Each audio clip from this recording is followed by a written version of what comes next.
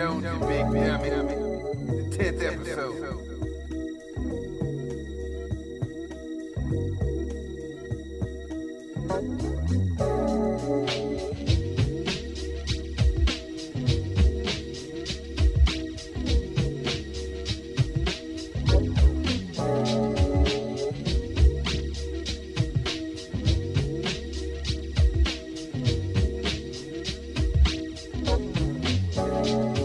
Yo, what's up? It's your boy Negro Jones. Welcome back to the channel. Yeah. Oh man, here it is, a Wednesday. I'm having some coffee. Hope you guys are enjoying whatever you're doing, wherever you're at. You know Jones is with you. So, without further ado, let's get into this. Now, on the last episode, I left you guys with a bit of a cliffhanger. Told you guys what we were going to be covering, and that was going to be a little bit of mythology / theology. And that mythology / theology is going to be none other than the Scandinavian or Viking runes, right? So listen, we're not going to act like we're experts in this, and we're not going to delve too deeply into this matter, but we are going to delve into it for long enough to draw some associations, right? To look at some correlations that have been consistent, not only between Halloween and Children of the Corn, but throughout science, suspense, horror, throughout basically the inception of it. All right. Now, a wise man once said, an example would be Jordan Maxwell. R.I.P. by the way, Jordan Maxwell. Some very eye-opening stuff that most definitely ties into what we're covering. And many others said that if you want to know what's kind of going on in the world, you want to follow the symbols, right? You're going to follow the symbols and the symbology that is out in the open, hidden in plain sight, all right? And so we're going to take a step back and we're going to go to Halloween 2. The original Halloween 2, John Carpenter's version. Okay, now that was a really good film, but you'll notice towards the middle of the film, there when the nurse and several other authorities in Haddonfield are having a hard time trying to find Michael after the killings and all of this. And there's a moment in which a nurse meets Dr. Loomis in the film at a school, right? And they're in a classroom, and you come across this symbol, this marking that was on the board. And the marking is a straight line with a triangle that protrudes to one side. And Dr. Loomis knew exactly automatically what the symbol was. Now, in the film, the symbol is Michael's symbol. But they go ahead and they do give you a little bit of backstory, even in this debut of the symbol. And the symbol is the symbol of Thorn. Okay, Thorn. Thorn. And of course, Thorn is also where we get Thor, which is also ultimately where we get Thursday, Thor's Day.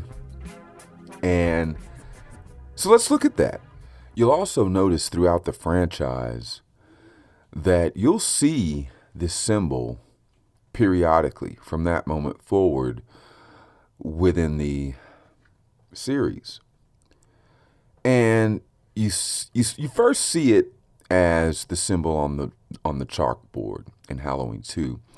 But then you go on to see it again in Halloween 5, there towards the end, where there's the infamous breakout with the shadowy group that is dressed a lot like Children of the Corn if they were to be grown-ups. Okay, hint, hint.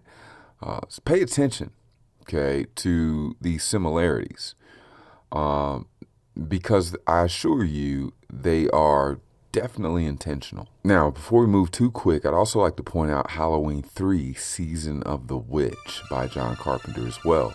Now, this film featured a plot that was centered around, get this, a shadowy organization that had a mask company, right? That made masks, right? A shadowy organization that made masks. And it was called the Silver Shamrock. Their logo was none other than a silver shamrock. So there's your Celtic correlation right there. Make no mistake, that was intentional. So the reason this is such a big deal is because up until this point, Halloween 2, you'd been introduced to Michael Myers as an isolated incident. But what was being suggested in Halloween 3, Season of the Witch, was that this was manufactured wholesale evil, right? And the correlation was the masks. Now, isn't that interesting? Because if I recall, didn't a lot of people do a complete 180 the minute they put on masks? So keep in mind, it's a really old film, but they're pointing out some consistencies that definitely pervade time. You know what I mean?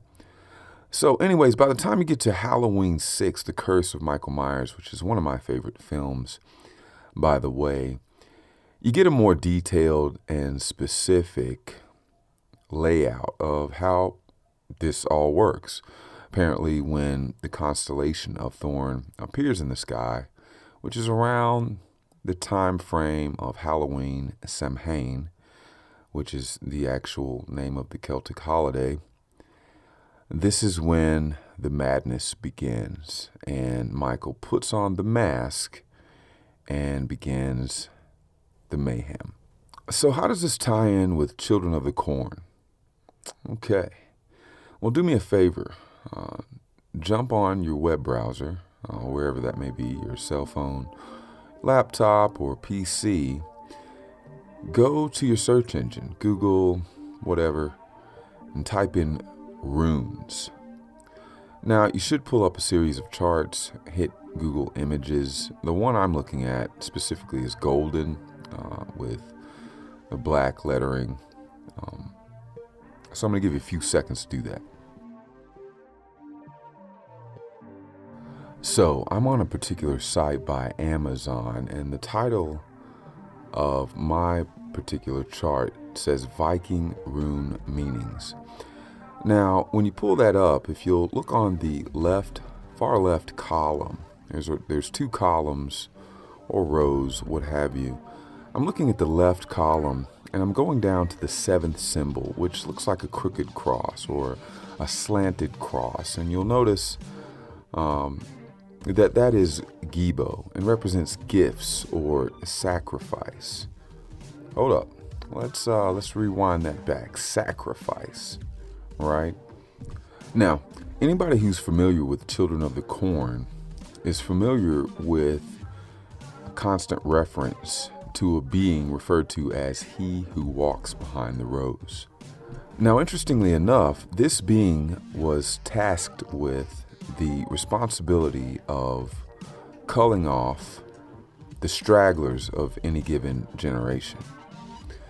And I thought that was interesting because when you look at the entire Halloween franchise and you get to Halloween 6 that I was talking about, this was supposedly Michael's occupation within the community, the secret organization. They had chosen him for this. And of course, there's an entire ritual in which you see the beginnings of in Halloween 6. But anyways, guys, that's my time for this specific segment of the Cozy Cabin Cabarets. I'd like to thank you for joining me this time on this 10th episode and encourage you to join me again for more interesting facts. We'll just say it like that. But anyways, I hope you guys enjoyed, and I'll catch you next time. As always, one.